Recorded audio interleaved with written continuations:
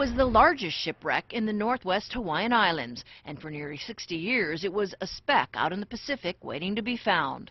Flashback to 1957, the USS Mission San Miguel had left Guam en route to Seattle, but the tanker ran aground on Morro Reef and the crew was forced to abandon ship, and no one set eyes on it until 2 weeks ago. It's 80 feet of water is where it sits, and it's actually really sandy bottom, so we think that probably at least 20 feet of the ship is buried in the sand.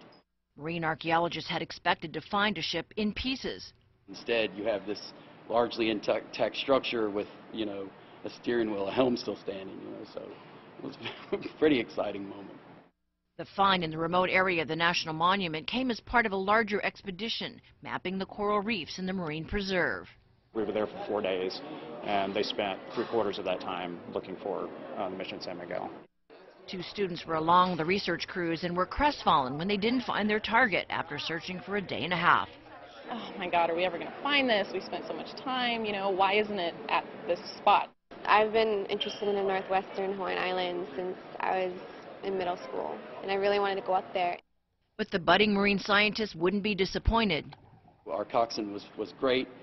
He kept his eye on the sounder. He saw some relief on the bottom and marked the site and said, yeah, you should dive here. So we jumped over, and I had a look at these two, and their eyes were just, pie plates. So it was one of those aha moments. Raup says they just got lucky. Visibility was exceptional, and with just 1 day left scheduled in the area, they had just enough time to record these images and begin documenting the wreck site for future visits. A lesson in mapping the monument and bringing the past back to the future. Catherine Cruz, KITV 4 News. And maritime archaeologists hope that some of the crew members who were rescued when the Mission San Miguel ran aground may still be alive and would be willing to share those stories. Now, those researchers also found a World War II aircraft during their trip, which they are now working to identify, so stay tuned.